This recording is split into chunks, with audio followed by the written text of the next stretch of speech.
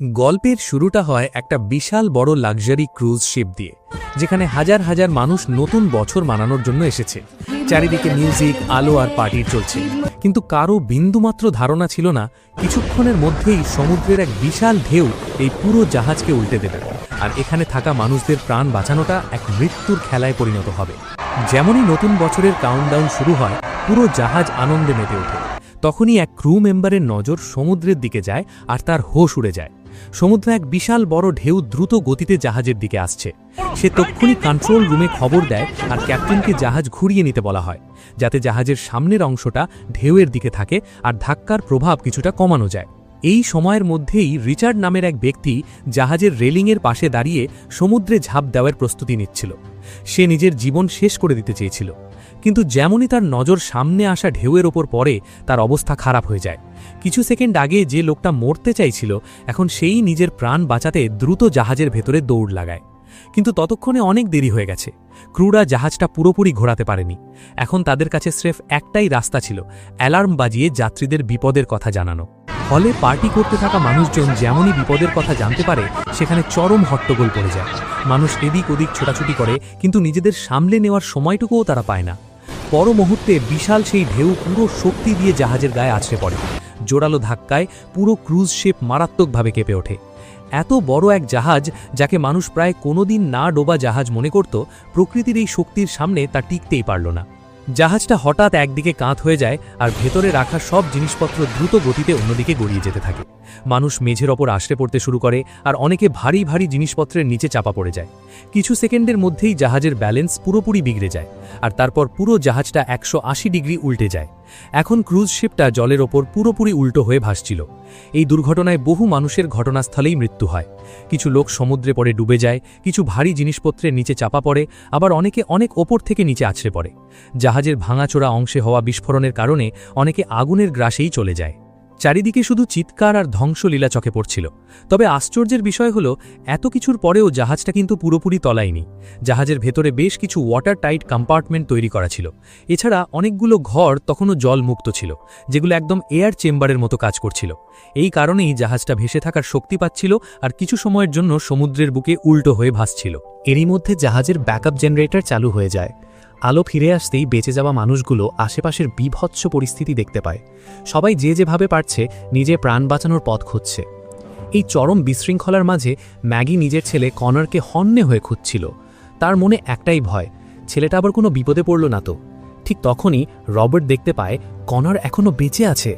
সে একটা পিয়ানো আঁকড়ে ধরে কোনো মতে ঝুলেছিল, কিন্তু পুরো জাহাজটা উল্টে যাওয়ার কারণে কনর এখন শূন্যে ঝুলছিল।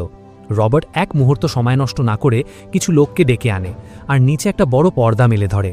কনর ওপর থেকে ঝাঁপ দেয়, আর সবাই তাকে সহি সালামত ধরে ফেলে। এখন বেঁচে যাওয়া মানুষগুলোর মনে একটাই বড় প্রশ্ন, উদ্ধারকারী দল আসা পর্যন্ত কি তারা বেঁচে থাকতে পারবে? ক্যাপ্টেন ব্র্যাকফোর্ড সবাইকে শান্ত করার চেষ্টা করেন। সে জানায় যে জাহাজের ক্রু দল মারা যাওয়ার আগেই এমার্জেন্সি লোকেশন সিগন্যাল পাঠিয়ে দিয়েছিল, যার অর্থ আর মাত্র কয়েক ঘন্টার মধ্যেই রেস্কিউ টিম এসে পৌঁছবে। তাই সবার উচিত নিজের জায়গায় স্থির থাকা আর সব হ্যাচ বা দরজা বন্ধ করে অপেক্ষা করা। ক্যাপ্টেনের কথা শুনে বেশিরভাগ মানুষই শান্ত হয়ে যায়, কিন্তু দলের একজন লোক চুপচাপ জাহাজের গঠন লক্ষ্য করছিল। তার নাম ডায়লান। ডায়লান আগে নেভিতে কাজ করার কারণে খুব ভালো করেই জানত যে এই অবস্থায় স্রেফ হাত গুটিয়ে বসে থাকা মানেই নিশ্চিত মৃত্যু। তার হিসেব বলছিল, এই উল্টে যাওয়া জাহাজ বেশি সময় ভেসে থাকতে পারবে না, একসময় সমুদ্রের তলদেশেই তলিয়ে যাবে। তাই ডায়লন একাই জাহাজের ওপরের দিকে যাওয়ার আর বাইরে বেরোনোর রাস্তা খোঁজার সিদ্ধান্ত নেয়। ম্যাগি আর তার ছেলেও ডায়লনের এই চালচলন লক্ষ্য করছিল। ঠিক এই সময় রিচার্ড, যে পেশায় একজন আর্কিটেক্ট, ডায়লনের কথায় সায় দেয়। সে বলে, জাহাজ যতই মজবুত হোক না কেন, শেষমেশ এটা ডুববেই। ওদিকে রবার্ট তার হারিয়ে যাওয়া মেয়ে জেনিফারকে খুঁজতে মরিয়া হয়ে উঠেছিল। তাই সে জাহাজের ভেতরের অলিগলি ভালো করে চেনে এক ওয়েটার মার্কোকে নিজের সাথে রাজি করায়।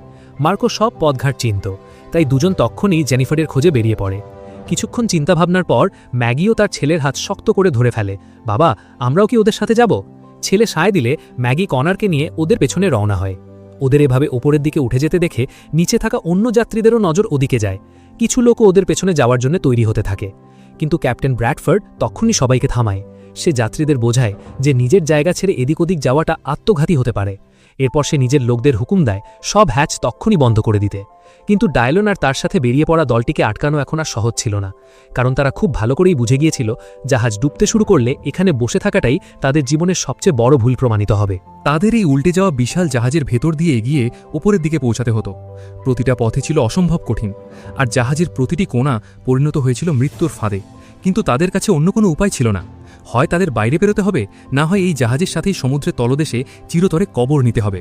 ওদিকে নিচের হলে ক্যাপ্টেন যেখানে কোনোমতে মানুষকে শান্ত রাখার চেষ্টা করছিল, অন্যদিকে জাহাজের ওপরের অংশের অবস্থা ছিল পুরো বেসামাল। ভয়ে মানুষ এদিক ওদিক ছুটছিল, কিন্তু জেনিফার সেখান থেকে যেতে রাজি ছিল না, কারণ তার বাগদত্ত ক্রিশ্চিয়ান একটা ভারী লোহার বিমের নিচে আটকে পড়েছিল। জেনিফার একা সেই বিশাল বিম সরানোর শক্তি পাচ্ছিল না, তাই সে ভিড়ের মধ্যে থেকে এলিনা নামের এক মহিলাকে সাহায্যের জন্য ডাকে। দুজন মিলে পুরো শক্তি লাগিয়ে বিমটা তোলার চেষ্টা করে, কিন্তু সেটি একটুও নড়ে না। ঠিক তখনই হঠাৎ ওপরে থাকা স্মোক অ্যালার্ম অ্যাক্টিভেট হয়ে যায়, আর তা থেকে হু হু করে প্রচুর জল নিচে পড়তে শুরু করে। জল মেঝেতে ছড়াতে ছড়াতে সেখানে পড়ে থাকা খোলা বিদ্যুতের তার পর্যন্ত পৌঁছে যায়, আর নিমেষের মধ্যে পুরো এলাকায় কারেন্ট ছড়িয়ে পড়ে। ভিড়ের মধ্যে যারা ঘাবড়ে গিয়ে এদিক ওদিক পালাচ্ছিল, তাদের অনেকেই সেই বিদ্যুতের সংস্পর্শে এসে প্রাণ হারায়। তবে জেনিফার, এলিনা আর ক্রিশ্চিয়ান এক জায়গায় স্থির হয়ে থাকার কারণে কোনো মতে বেঁচে যায়। কিন্তু বিপদ এখনও কাটেনি। ক্রিশ্চিয়ানের পায়ের উপর সেই ভারী বিমটা তখনও আটকে ছিল। জেনিফার বুঝতে পারে যে এটাকে সোজা হাত দিয়ে না তুলে কোনো লিভার বা লিভার জাতীয় বস্তুর সাহায্যে চার দিয়ে তুলতে হবে।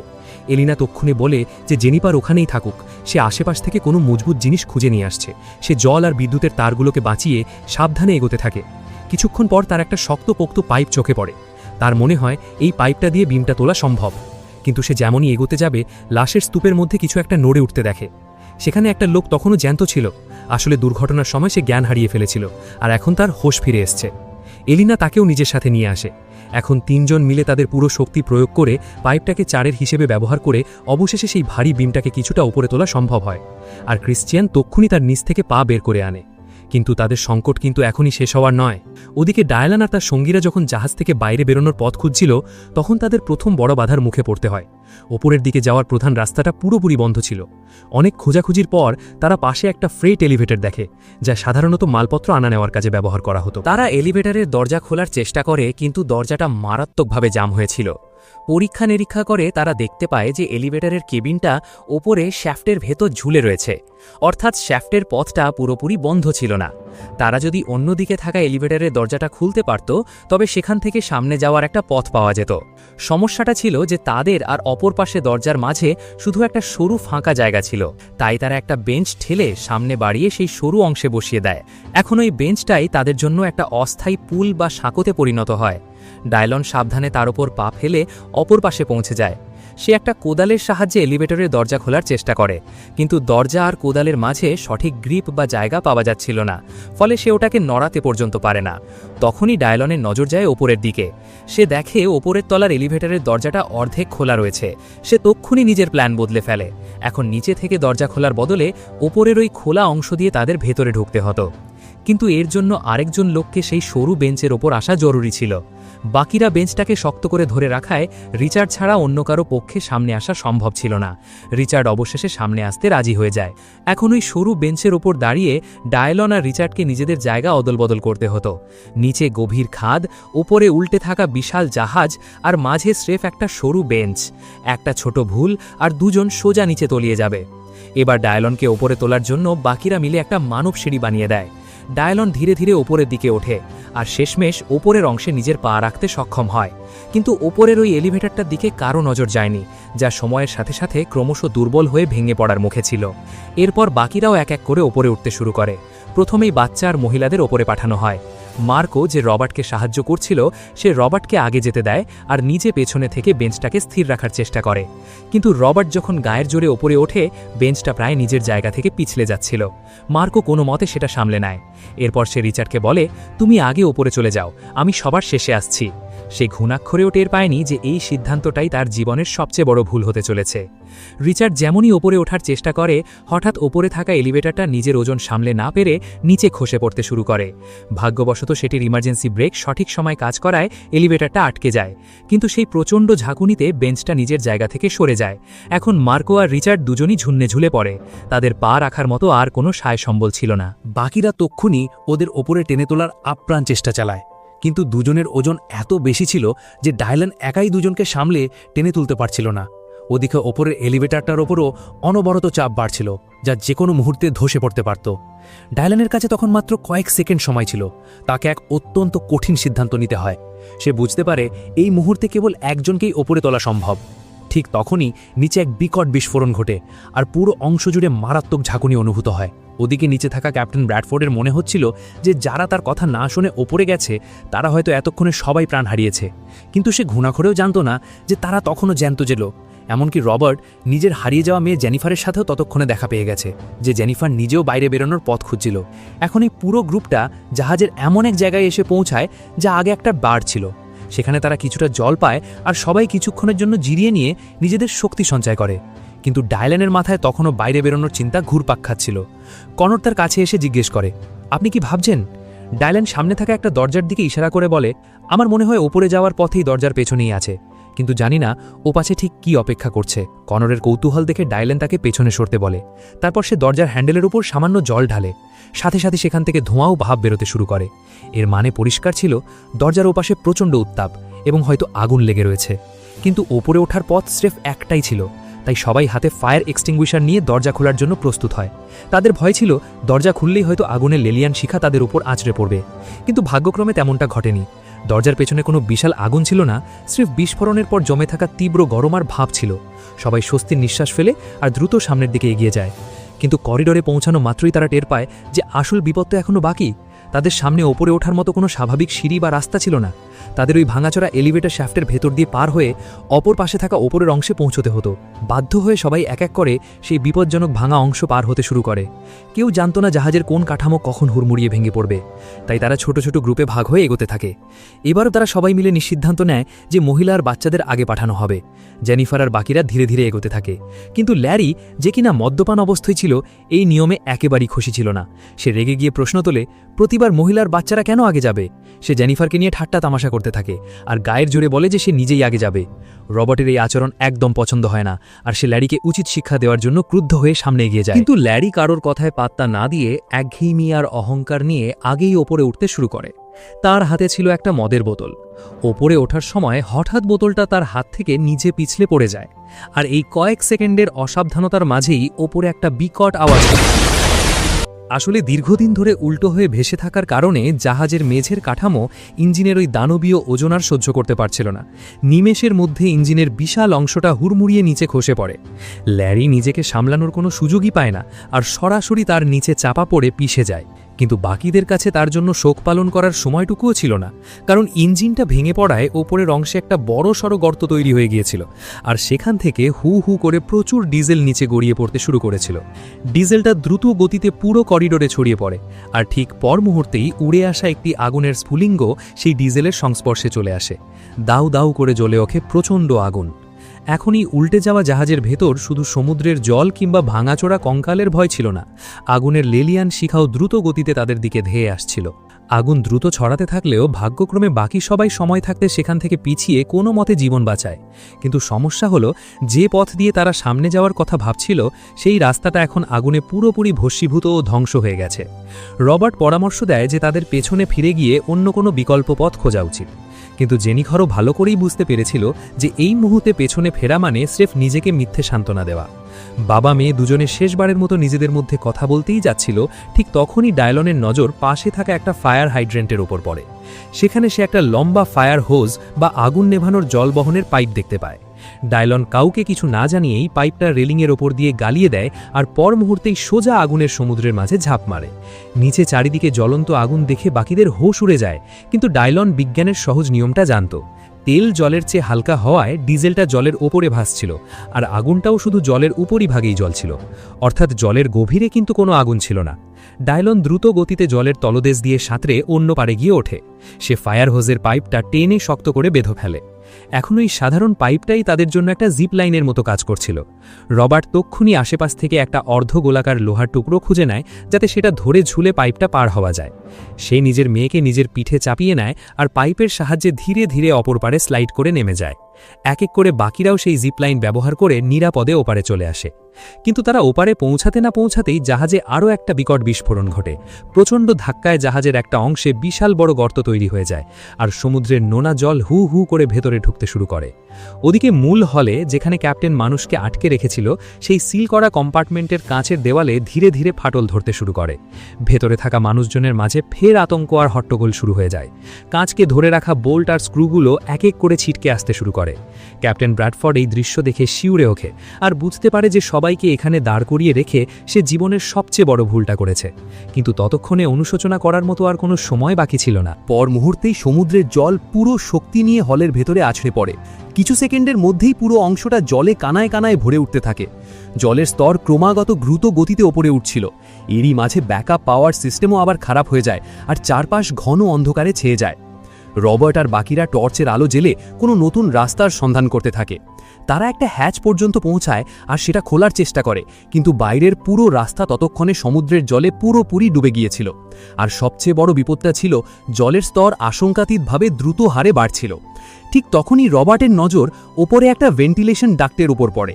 সে এক মুহূর্ত সময় নষ্ট না করে তার ভেতরে ঢুকে পড়ে। এখন তাদের কাছে অন্য কোনো রাস্তা ছিল না, তাই বাকিরাও তার পেছনে পেছনে ভেন্টিলেশনে ঢুকতে শুরু করে। রবার্ট হামাগুড়ি দিয়ে পাইপের শেষ প্রান্ত পর্যন্ত পৌঁছায়। সে ওপরের দিকে একটা পথ দেখতে পায়, যা বাইরে বেরোনোর দরজার মতো মনে হচ্ছিল। সে তক্ষুনি ওপরে উঠতে শুরু করে আর বাকিরাও তার পিছু পিছু আসে। কিন্তু একটা বড় সমস্যা দেখা দেয়। এলিনা তখনও বাইরে আটকে ছিল। তার হালকা ক্লস্ট্রোফোবিয়া ছিল, আর এত সরু জায়গায় ঢুকতে সে চরম ভয় পাচ্ছিল। সবাই তাকে বোঝানোর চেষ্টা করে, কিন্তু সে ভেতরে ঢুকতে মোটেই রাজি হচ্ছিল না। অবশেষে ডায়লানের কাছে আর কোনো উপায় থাকে না। সে এলিনাকে এক প্রকার জোর করেই তুলে এনে ভেন্টিলেশন ডাক্টের ভেতরে ঢুকিয়ে দেয়। ওদিকে সবার আগে থাকা রবার্ট শেষমেশ এক্সিটের কাছে পৌঁছে যায়, কিন্তু সে যেমনই বাইরে বেরোনোর চেষ্টা করে, জালিটা খোলে না। জালিটা এত ছোট ছিল যে রবার্টের হাত কোনো মতে তার চারপাশ পর্যন্ত পৌঁছাতে পারছিল। সে স্ক্রু পর্যন্ত হাত বাড়াতে পারলেও সেগুলোকে ঘোরাতে পারছিল না। কিছুক্ষণের মধ্যেই এলিনাও সেখানে পৌঁছে যায়, কিন্তু নিচে দ্রুত বাড়তে থাকা সমুদ্রের জল দেখে তার আতঙ্ক আরও বহুগুণ বেড়ে যায়।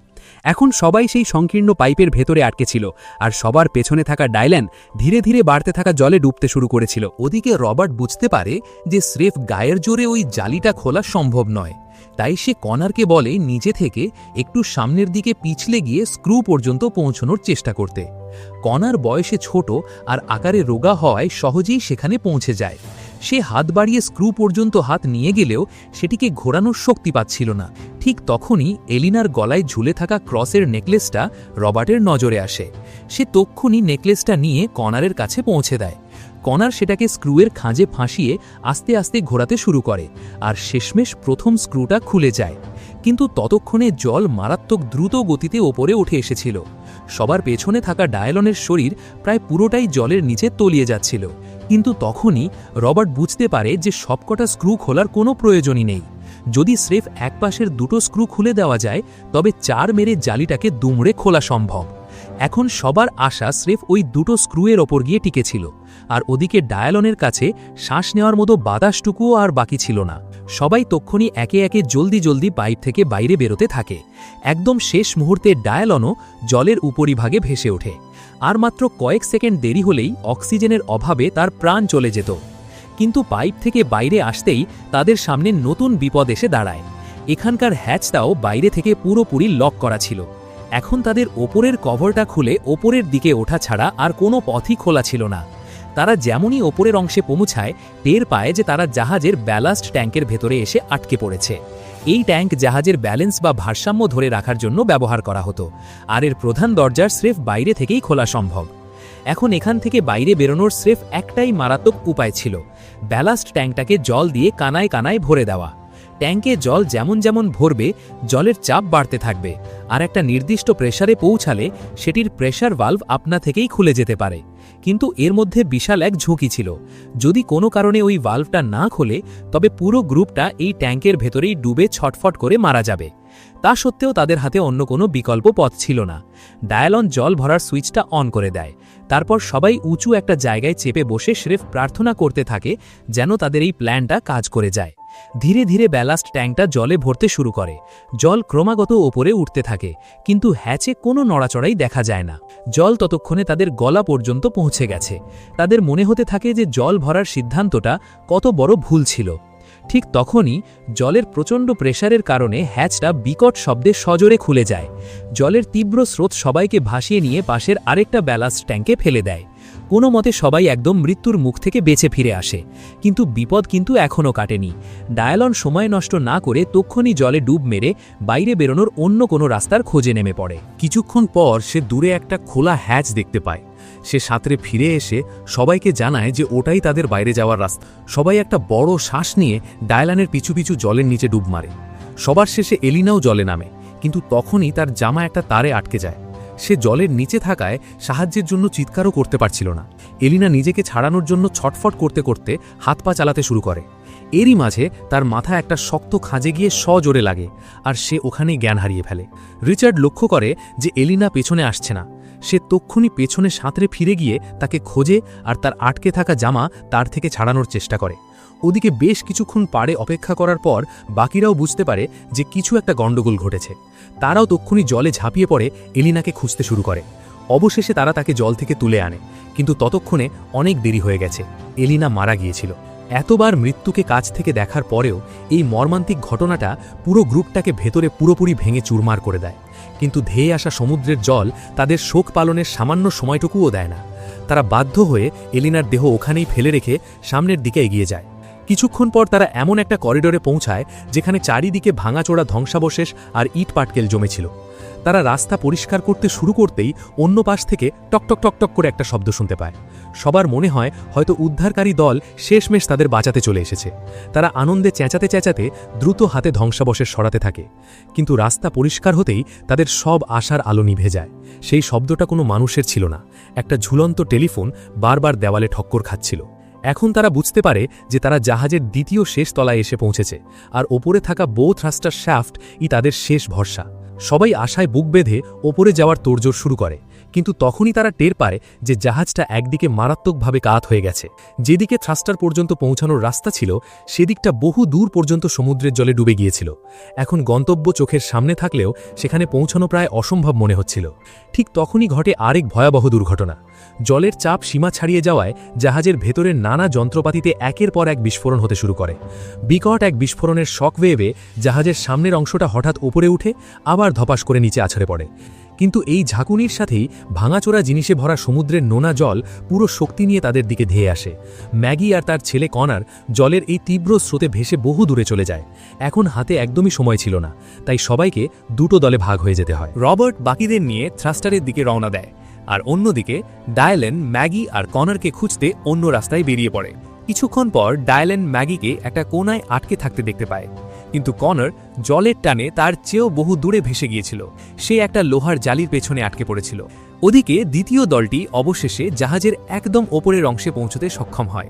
রিচার্ডের নজর সামনে থাকা এক্সিটের ওপর পড়ে। তার মনে হয় যে অবশেষে তারা বেঁচে গেল। সে আনন্দে লাফিয়ে উঠে তক্ষুনি সামনের দিকে পা বাড়ায়, কিন্তু তখনই রবার্ট অদ্ভুত কোনো আওয়াজ শুনতে পেয়ে শিউরে ওঠে। সে তক্ষুনি রিচার্ডকে থামানোর চেষ্টা করে। ভাগ্যবশত বাকিরা সময় থাকতে রিচার্ডকে ধরে ফেলে আর পেছনের দিকে টেনে আনে। তখনই তারা আসল বিপদটা টের পায়। কোনো কারণে প্রপেলারের সুইচটা উল্টো দিকে ঘুরছিল। এখন প্রপেলারটি উল্টো দিকে ঘোরার বদলে ভেতরের দিকে টেনে নিচ্ছিল। অর্থাৎ ওই পথ দিয়ে কেউ এগোলেই প্রপেলার তাকে সরাসরি নিজের দিকে টেনে এনে কুচিয়ে ফেলবে। এখন বাইরে বেরোতে হলে তাদের আগে কন্ট্রোল রুমে পৌঁছতে প্রপেলারটা বন্ধ করতে হতো। কিন্তু ম্যাপ দেখেই আরেকটা নতুন বিপদ সামনে আসে। কন্ট্রোল রুমটা পুরোপুরি জলের নিচে ডুবেছিল। রবার্ট কিছু না ভেবেই জলে ঝাঁপ দেওয়ার তোড়জোড় শুরু করে, কিন্তু ক্রিশ্চিয়ান তাকে আটকে দেয়। সে বলে যে রবার্টের চেয়ে সে বেশি তরুণ আর জলে অনেকক্ষণ বেশি সময় ধরে শ্বাস আটকে রাখতে পারবে, তাই কন্ট্রোল রুমে যাওয়ার ঝুঁকিটা এবার সেই নেবে। ক্রিশ্চিয়ানের এই সিদ্ধান্ত শুনে জেনিফার ভেঙে পড়ে। সে খুব ভালো করেই জানত যেই প্রপেলার বন্ধ করতে যাবে তার বেঁচে ফেরার সম্ভাবনা প্রায় শূন্যের কাছাকাছি। ক্রিশ্চিয়ান জেনিফারকে সামলানোর চেষ্টা করে। দুজন শেষবারের মতো একে অপরের দিকে তাকায় আর আবেগে ভেসে বিদায় জানায়।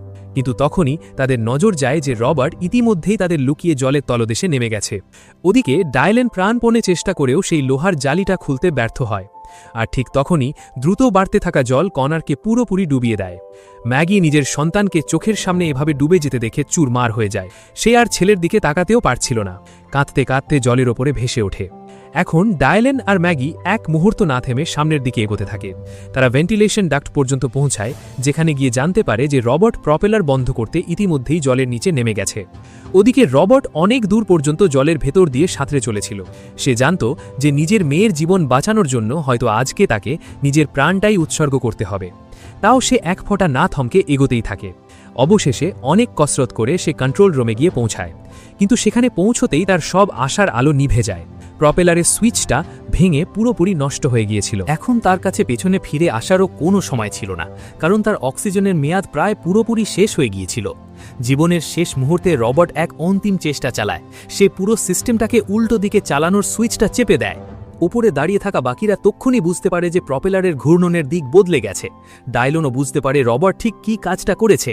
সে অনুধাবন করে যে রবার্ট নিজের জীবন উৎসর্গ করে তাদের বাঁচানোর শেষ পথটুকু তৈরি করে দিয়ে গেল। প্রপেলারটা তখনও অত্যন্ত দ্রুত গতিতে ঘুরছিল, কিন্তু এবার দিক বদলে যাওয়ার কারণে সেখানে বিকট এক সাকশন ফোর্স, ভেতরের হাওয়া বাইরে ঠেলে দেওয়ার প্রচণ্ড চাপ তৈরি হয়েছিল। ডায়লন বুঝতে পারে যে এই হাওয়ার চাপের মুখে যদি কোনো ভারী বস্তুকে ফেলে দেওয়া যায় তবে প্রপেলারটাকে ধ্বংস করে দেওয়া সম্ভব। সে তক্ষুনি আশেপাশে কিছু একটা খুঁজতে থাকে, আর তার নজরে একটা বড় গ্যাস সিলিন্ডার পড়ে। ডায়লন সিলিন্ডারটা তুলে নিয়ে পুরো শক্তি দিয়ে প্রপেলারের দিকে ছুড়ে মারে, কিন্তু ভাগ্যের নিষ্ঠুর পরিহাসে সিলিন্ডারটা সোজা না গিয়ে মাঝপথে আড়াআড়িভাবে আটকে যায়। বাইরের দিকে হাওয়ার ধাক্কা এতটাই প্রচণ্ড ছিল যে ডায়লন সেটাকে ঠেলে সরিয়ে ভেতরে দেওয়ার চেষ্টা করলেও সিলিন্ডারটি নিজের জায়গা থেকে এক চুলও নড়ে না। এখন ডায়লনের সামনে স্রেফ একটাই রাস্তা খোলা ছিল। সে নিজেকে সেই বিপজ্জনক সাকশনের হাওয়ার তোড়ে সঁপে দেয়। ডায়লন দ্রুত গতিতে প্রপেলারের দিকে ভেসে যেতে শুরু করে, আর ঠিক সেই মাঝপথেই নিজের পুরো গায়ের জোর লাগিয়ে গ্যাস সিলিন্ডারটাকে ভেতরের দিকে ধাক্কা মেরে ঢুকিয়ে দেয়। পর মুহূর্তেই বিকট এক বিস্ফোরণ ঘটে। প্রপেলারটা চুরমার হয়ে ভেঙে ছাতু হয়ে যায়। যদিও এই বিকট বিস্ফোরণের পর জাহাজটা আরও দ্রুত গতিতে সমুদ্রের নিচে তলিয়ে যেতে শুরু করে, কিন্তু অন্তত প্রপেলারের সেই ভয়াবহ মৃত্যুফাঁদ চিরতরে শেষ হয়ে গিয়েছিল। বাকিরা এক মুহূর্ত সময় নষ্ট না করে ভেন্টিলেশন ডাক্টের দিকে ছুটে যায়। তারা দ্রুত গতিতে ওপরে উঠতে থাকে, আর অবশেষে জাহাজের এমন এক অংশে পৌঁছায় যা সমুদ্রের উপরিভাগের খুব কাছাকাছি ছিল। এখন তাদের কাছে চিন্তা ভাবনা করার মতো বিন্দুমাত্র সময় ছিল না। সবাই সোজা সমুদ্রের জলে ঝাঁপিয়ে পড়ে। কাছাকাছি ভেসে থাকা একটা লাইফ বোট তাদের চোখে পড়ে। তারা কোনো মতে সাঁতরে সেটিতে গিয়ে ওঠে, আর পুরো শক্তি দিয়ে দাঁড় টেনে জাহাজের সেই বিপদসীমা থেকে বহু দূরে সরে যেতে থাকে। ওদিকে সেই দানবীয় ক্রুজ শিপটি আর নিজেকে ধরে রাখতে পারছিল না। পোসাইডন চিরতরে সমুদ্রের গভীর তলে তলিয়ে যেতে শুরু করে। জাহাজটি ডুবে যাওয়ার সাথে সাথে আশেপাশের সমুদ্রের জল প্রচণ্ড উত্তাল হয়ে ওঠে।